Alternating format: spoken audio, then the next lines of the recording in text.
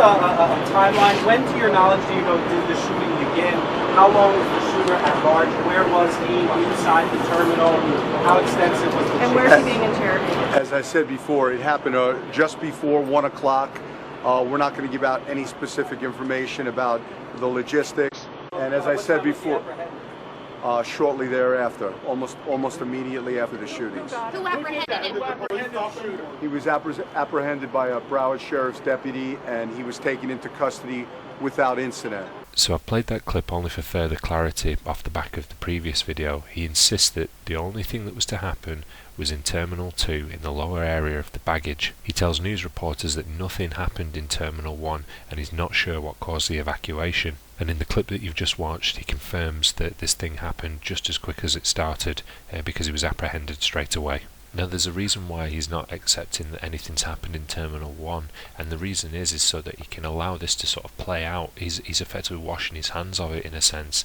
He knows that this is going on, but he doesn't want to have to sort of answer to it, because the bigger the lie, the more detailed, the more they trip themselves up. So it's easier for him to just deny that anything's going on. However, the news are doing the total opposite. They're pushing it as if there is stuff going on.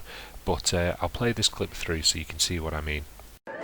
Within seconds of the first shots being fired inside Fort Lauderdale's airport, passengers ran for cover, desperate to escape the gunman. The news have totally manipulated this because this is Terminal 1, so they can't be evacuating immediately after shots being fired because they won't know that anything's even happened because it's not even in the same terminal.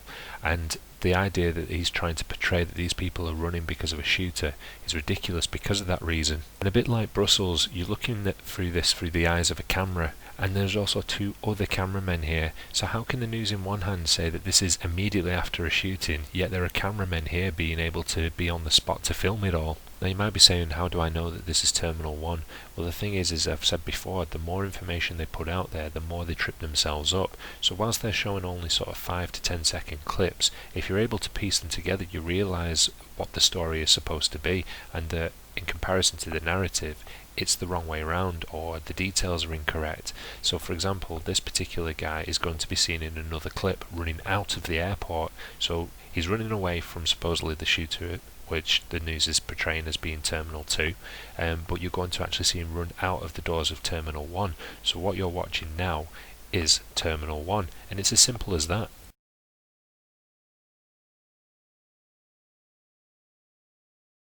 So once again, we're looking at a cameraman who's perfectly positioned, who's capturing the moment when people are running out of an airport straight after a shooting.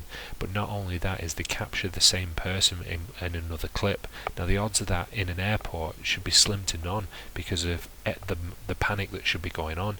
But because these are just like Brussels, you've got your select amount of people that have got select amount of roles, that's why the same people keep cropping up. So really, only as further confirmation, this door just to the left there, that is where he's come running out of. And you know this because there's a valet box that you can see in the video. And the biggest thing that gives this away is the fact that he's actually running towards Terminal 2. You can barely see it, but it's all the way down there. They're actually running towards where this shooter is supposed to be.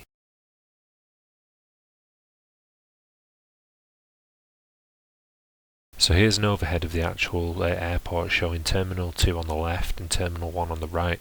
Now, like Brussels, there's a sheriff's office actually within this particular airport, or this particular terminal should I say. So whilst the alleged incident has happened in Terminal 2, all the footage that you see is actually happened in Terminal 1. There actually is no footage of anybody coming out of Terminal 2 in the same manner as the people that you've just seen running out of Terminal 1. The madness of it is how different news stations report this particular footage differently.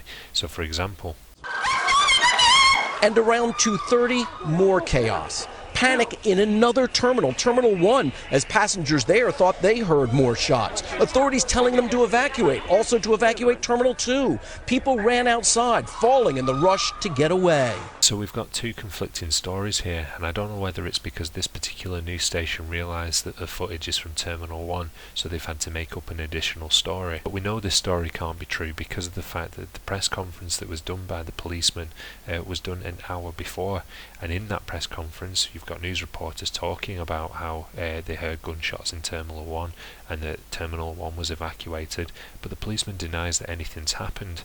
Well, we can't believe that after this press conference, an hour later, even though he said that SWAT teams are clearing out the entire airport, that an hour later another scare happens, even though the place is supposed to be evacuated by this point. I'll have to do a separate video to talk about what can actually be seen in these pieces of footage, and that they all seem to centre around only one particular location within this airport.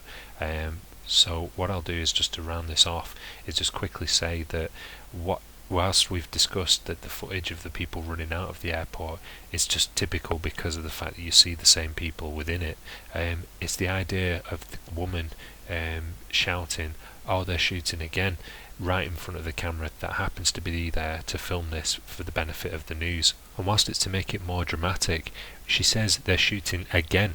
How can she know that there's shooting again when she's not even in the same terminal as the original shooting that only lasted 5 minutes, without any sort of prior knowledge? And it just gives it away. That's the thing, it's just bad acting.